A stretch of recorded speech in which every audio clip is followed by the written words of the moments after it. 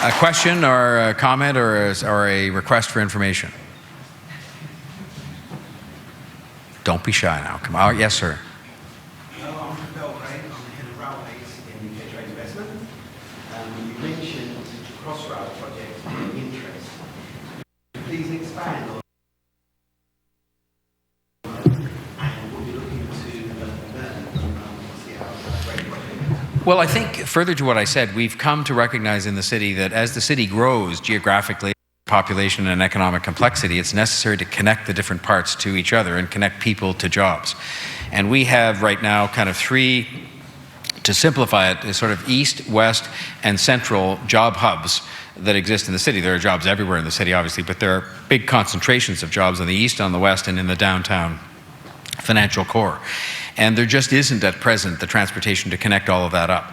And this will be transportation that for the first time will travel mainly through the city of Toronto itself, but also go out into the outlying regions and connect them up with public transportation that is seamless. And if you really said, well, what is our similar project to Crossrail about? And it's called Smart Track.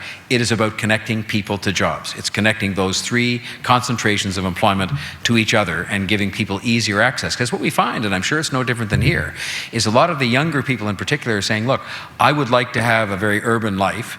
I recognize the fact that in life sciences, that in one of these sort of cities on the outskirts of Toronto called Mississauga, part of the Greater Toronto area is where a lot of the life sciences jobs are. Not all of them, many of them are in Toronto as well. And I'm just sort of going to be more reluctant to go to work in that place that might be a nightmarish commute where it's not easy by public transportation. Many of those people don't have a car. You know, a substantial, I mean, Michael Thompson and I were talking today about the fact that we turned 16 and rushed down to the driver's license office to get our driver's license.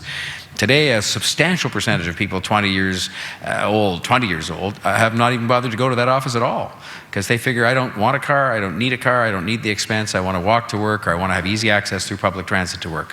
And so our project is meant to deal with that. We were looking in particular today at this notion of a more integrated transit hub. We were looking at ways it was financed through the participation of the private sector because we recognize that government cannot and probably should not do all of these things on its own.